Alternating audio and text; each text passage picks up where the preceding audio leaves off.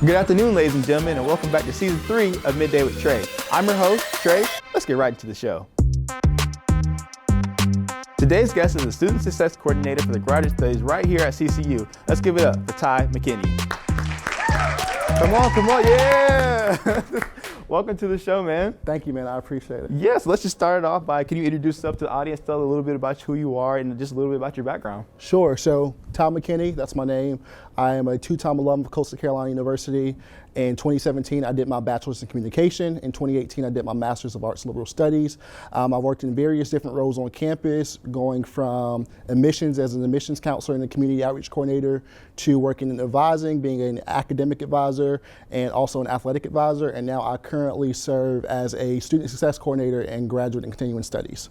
So that's a little bit about my background here. I'm originally from Florence, South Carolina, so about an hour away from campus, not too far. I've been in this area, I like to say, since I was 8. So love it, feels like home, happy to be here. Let's talk about your Coastal undergrad days. What attracted you to Coastal in the first place? Sure. So when I was a senior in high school, I had 3 things I was looking for. I had a school that was looking for my major, that had my major, communication. I wanted to go to a school that was not too far from home, handsome from Florence, not too far, and I wanted to go to a school that had a football team, a Division I football team. I love sports, love athletics, and that was something that I wanted to be able to experience in college. What type of things were you involved with during your undergrad? A lot. So I was an orientation leader. I was an orientation team leader. I was in Alpha Kappa Psi professional business fraternity. I was in Sigma Tau Delta English Honor Society. I was a Dalton and Linda Floyd mentor. I was a SNAP mentor. I helped create a communication journal my senior year. So I did a little bit of everything. Too involved, I would say now. Okay, and what were some key lessons that you learned from your undergrad portion while you were here at Coastal? Sure. I think one of the biggest lessons that I learned was how to manage my time. Being a full-time student and being heavily involved on campus while also having a job on campus was a struggle, but it taught me to utilize my calendar.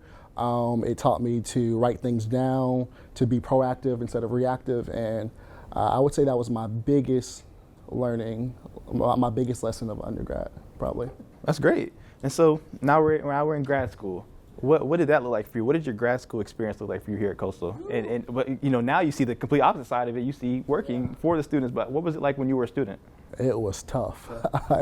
Grad school was tough. I think the biggest challenge was the research expectations and having to adapt to that at such a fast rate. So I graduated in May and I started my graduate program in August. Right away, hit the ground running, and I had to learn a lot on the fly. So that was one of the biggest things that I struggled with. Also being a GA, so I was a graduate assistant in the Office of Veteran Services and learning about the different GI bills and the different chapters and things like that and having to maintain that knowledge while taking the 3 classes and being broke. It was a lot, man, it was a lot. So it was definitely a challenge, but I love that season of my life because it taught me so much and it really helped me get to where I am. Right, that's where I'm at now in the same program I'm doing Miles as well right now, and so I'm hating it and enjoying it at the same time. For me, I do more like the production stuff, so all this new research side. The papers is new for me, but it's definitely a challenge. But I'm learning a lot in this course. But let's talk about like what it looked like when you graduated. Like, how did you find your first job out of school? Yeah, so that's a tough time too. So I finished my GA position in May, and I wasn't gonna graduate until August. So I was a summer graduate, and I had about 3 months where I was just applying to different jobs. I had applied to a banking job, and there was a community outreach coordinator position that had opened around April. So right before my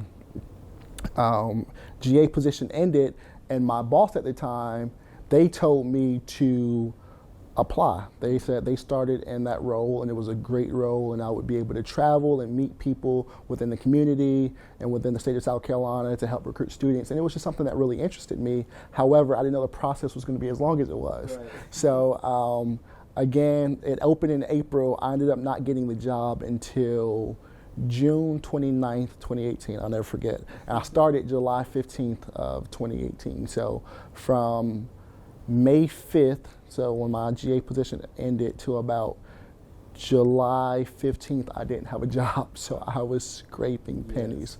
But that's how I got my first role. So I was hired as I was completing my master's, graduated August 4th, and the rest was history. That's great. So now you're big shot. You're working, you worked a couple roles at Coastal, but now you're the student success coordinator for graduate studies. What is it like that you have a huge impact in the graduate studies career for these students? Yeah, it means a lot because I was once in their shoes, right. And you never forget where you come from. So for me, being able to realize and understand what they're going through, it makes me want to help them and cater to that population more, because I remember how I struggled and I remember how I felt and all the different challenges that I was facing at that time. But I also remember the beauty of the program too, right? Like meeting my cohort and meeting some of my closest friends through that program, and some of my colleagues that work on campus now were a part of my cohort, and how we've built relationships and friendships and bonds, and we're still in contact now. So again, I remember the struggle, but I remember the beauty of that process. So me working in graduate studies now is kind of like a full circle moment, and something that I really thank God for. That's great. Okay, let's talk about outside of work. No, I think it was maybe a year or two ago. I saw a picture. It was a nice couple. And there was a young man on the ground, and on the knee, as one does when he proposes. And there was a young lady saying yes. What was that experience like for you, proposing to your now fiance or now wife? Fiance. Okay, fiance still on Coastal's campus. Yeah, man, that was crazy.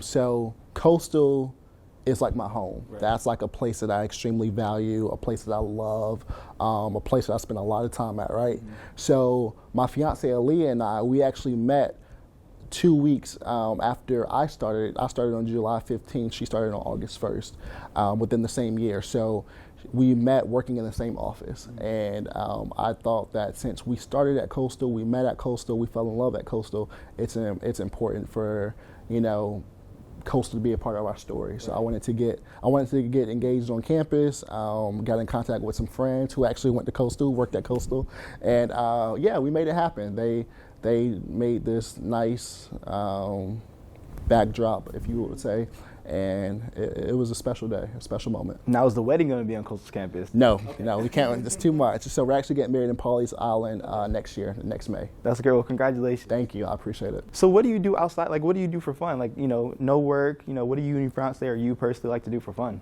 I like to travel. That's my favorite thing to do. I love traveling. We were talking about the cruise outside. Yeah, we were just talking about that. I love to travel, love to go on a good trip. I also like to eat.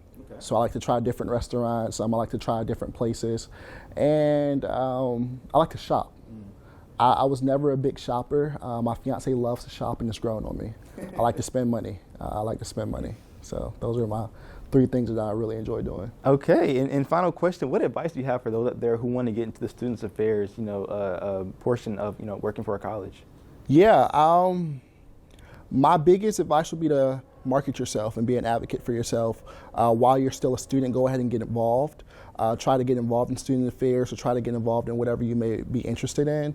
I encourage you to look at different internships and just different externships and just different opportunities that can help separate you. So once you graduate and once you go off into the career field, you can have that experience, you can feel confident in your journey, and you can feel like you're ready to start in student affairs or whatever career you're looking to do.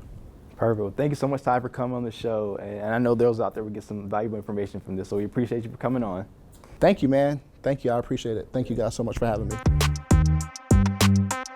All right, now it's time for Hat of the Week. For this week's hat, I have my New Orleans hat.